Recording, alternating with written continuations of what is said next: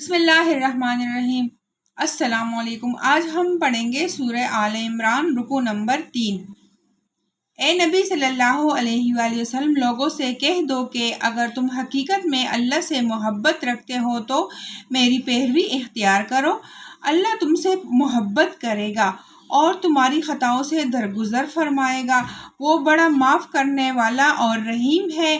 ان سے کہو کہ اللہ اور رسول صلی اللہ علیہ وسلم کی اطاعت قبول کرو۔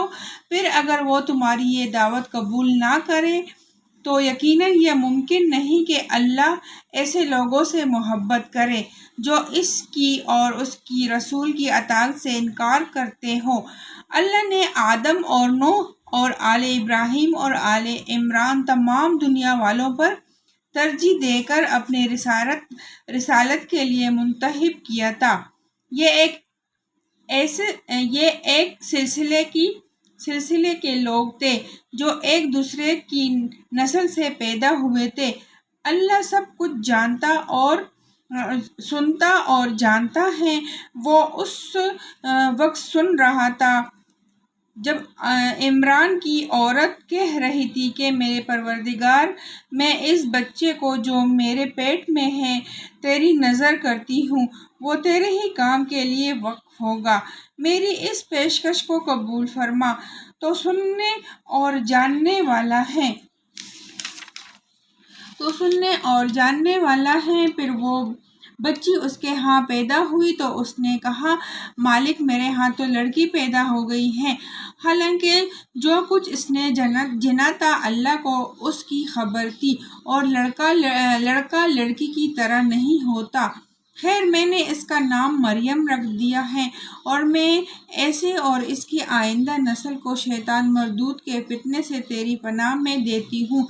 آخرکار اس کے رب نے اس لڑکی کو بخوشی قبول فرما لیا اور اسے بڑی اچھی لڑکی بنا کر اٹھایا اور زکریا کو اس کا سرپرست بنا دیا۔ زکریا جب کبھی اس کے پاس محراب میں جاتا تو اس کے پاس کچھ نہ کچھ کھانے پینے کا سامان پاتا۔ پوچھتا، مریم، یہ تیرے پاس کہاں سے آیا؟ وہ جواب دیتی، اللہ کے پاس سے آیا ہے۔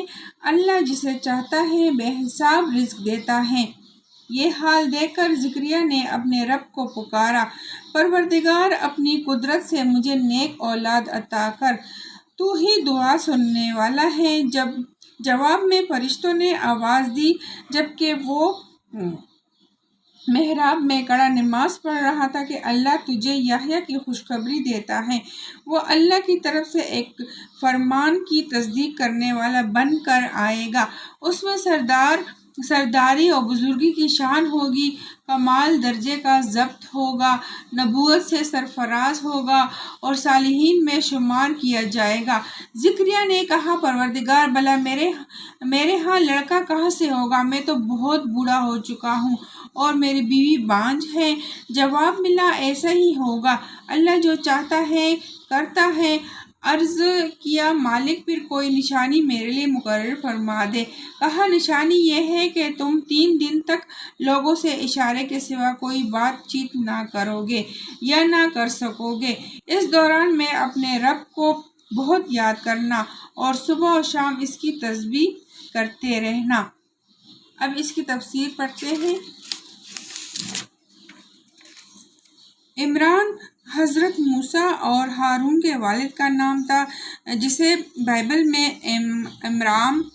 عمرام لکھا گیا ہے۔ اگر عمران کی عورت سے مراد عورت کی بیوی عمران کی بیوی لی جائے تو اس کے معنی یہ ہوں گے کہ وہ عمران نہیں ہے جن کا ذکر اوپر ہوا ہے، بلکہ یہ حضرت مریم کے والد تھے جن کا نام شاید عمران ہوگا۔ اور اگر عمران کی عورت سے مراد آل عمران کی عورت لی جائے تو اس کے معنی یہ ہوں گے کہ حضرت مریم کے والد اس قبیلے سے تھے۔